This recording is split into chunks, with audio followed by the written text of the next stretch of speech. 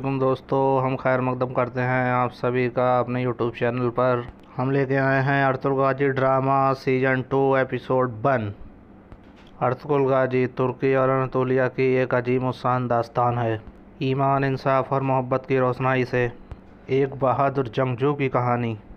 उसने अपनी साबित कदमी और जुर्रत से न खुद अपने कबीले बल्कि तमाम आलम इस्लाम की तकदीर बदल डाली। ओगोस खाना बदोशों को एक ऐसे सरजमीन की तलाश थी जिसे वो अपना वतन कह सके। सुलेमान शाह के बेटे अर्तुगरुल ने अपनी जान व माल और अजीज़ो अकारिब को ख़तरे में डालकर मुख्तलिफ़ अदवातों में सलेबियों, मंगोल और तुर्कों गद्दारों से लड़ते हुए और दीगर दुश्मन अनासर को शिकस्त दी। और फिर अर्तुगरुल साहब के वफ़ात के बाद उनके बेटे उस्मान ने अजीम उस्मानिया सल्तनत की बुनियाद डाली। और यूं इन खाना बदोशों ने 3 बर्रम आजम पर 600 साल हुकूमत की। ये ड्रामा सीरियल तारीख़ किरदारों और वाक़या से माखूज़ है। सुलेमान शाह की वफ़ात के बाद अर्तुगरुल साहब अपने सब भाइयों को तसल्ली देते हैं और अहमा खातून कहती है वक्त आ गया है कि मंगोलों से बदला लिया जाए। अर्तुगरुल साहब और हलीमा खातून जंगल की तरफ रेस लगाते हुए जाते हैं और वो रेस लगाते हुए जंगल में नदी पार निकल जाते हैं। अर्तुगरुल साहब कहते हैं तुम्हारे दिल में क्या है जो तुम मुझे नहीं बता रही हो हलीमा सुल्तान? इतने दिनों से खामोश हो कि मेरी किसी बात से दिल दुखा है तुम्हारा? अगर मैंने ये कुछ कहा हो तो ज़बान कट जाए मेरी। हलीमा खातून कहती हैं आपके ज़बान से निकला हुआ हर अल्फाज सीरी नहीं है मेरे लिए। हलीमा सुल्तान कहती हैं ना आपने मेरा दिल दुखाया है कभी, ना आपकी कभी बात बुरी लगी है मुझे। अर्तुगरुल साहब कहते हैं तो बताओ क्या हुआ है? हलीमा खातून कहती हैं कि सुलेमान शाह के इंतकाल को काफ़ी दिन गुजर चुके हैं अर्तुगरुल, और हम मुसलसल सफ़र में हैं। सुकून का सांस किसी भी मौसम में नसीब नहीं हुआ हमें। एक मकाम पर तो खाना बदोश भी थक कर पड़ाव डाल देते हैं। बाहर की आस की तरह हमारी मुश्किलात में भी इजाफा होता चला जा रहा है, और ना ही मुझे किसी अंधेरे का खौफ है, ना ही राह में आने वाली मुश्किलात का डर जब तक आप मेरे साथ हैं अर्तुगरुल साहब। और हलीमा सुल्तान कहती हैं लेकिन मैं अपने लिए परेशान नहीं अर्तुगरुल, मैं परेशान इस आने वाले बच्चे के लिए हूँ। वो कहती हैं उनके पोते हुए अगर तो हम उनके नाम गुंदूस, साउची और उस्मान रखेंगे। अर्तुगरुल साहब कहते हैं ऐसा ही होगा इंशाअल्लाह। और हलीमा सुल्तान बताती हैं कि मैं माँ बनने वाली हूँ अर्तुगरुल। ये सुनकर अर्तुगरुल साहब झूमने लगते हैं और तभी उनके पास मंगोल आ जाते हैं और वो हलीमा सुल्तान को भगा देते हैं और कहते हैं जाओ उनसे कहना काफ़िले का रास्ता बदल ले और मेरी तरफ सिपाही भेजें, जाओ जल्दी जाओ। मंगोल सिपाही कहते हैं जल्दी जाओ, पकड़ कर लाओ, भागने ना पाए। और अर्तुगरुल साहब और मंगोल सिपाहियों में जोर की लड़ाई होने लगती है और दूसरी तरफ कुछ मंगोल सिपाही हलीमा खातून को पकड़ने के लिए जाते हैं और अर्तुगरुल साहब एक मंगोल का घोड़ा छीनकर उस पर सवार होकर दौड़ने लगते हैं और उधर हलीमा खातून उन मंगोल सिपाहियों पर तीरों से हमला कर देती हैं।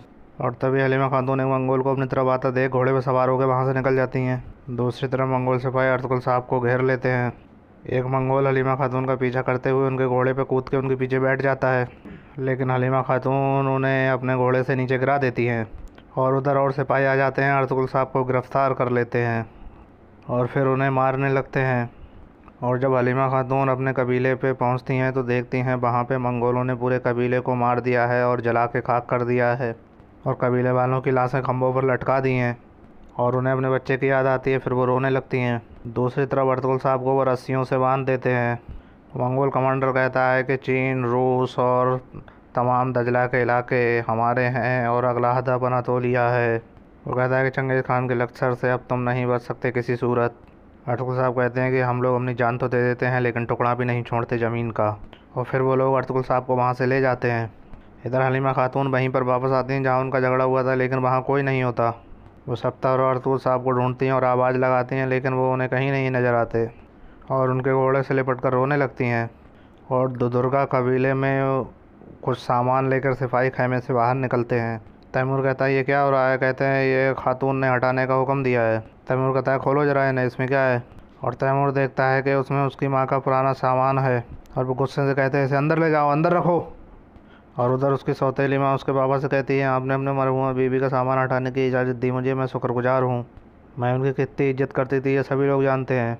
वो कहती है लेकिन अब इस औताक की मैं मालकिन हूँ, अगर इस औताक में ही मेरी कोई बात नहीं होगी तो बाहर मेरी इज्जत कौन करेगा?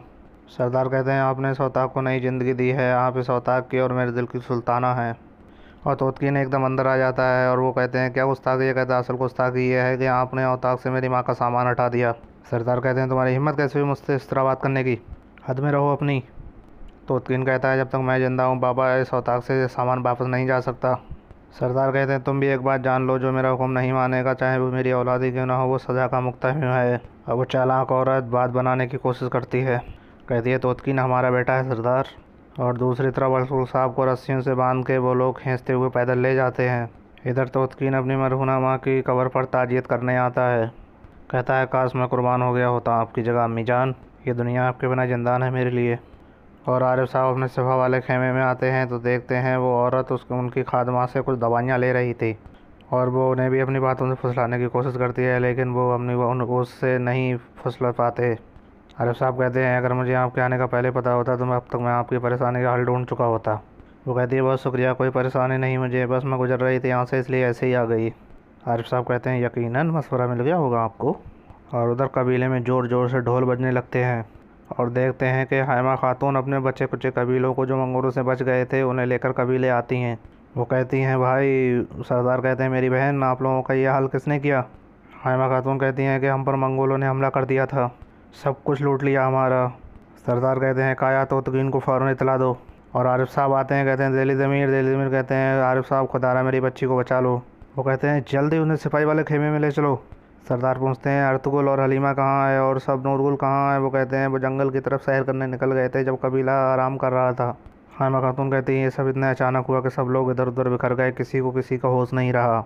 सरदार कहते हैं ठीक है आइए औताक में चलिए, इन सबका भी अच्छा ख्याल रखा जाएगा। दोस्तों अगर ये वीडियो आपको अच्छी लगी तो लाइक करें, शेयर करें और हमारे चैनल को सब्सक्राइब करें और बेल आइकन का बटन दबाना ना भूलें ताकि नोटिफिकेशन सबसे पहले आपको मिलती रहे।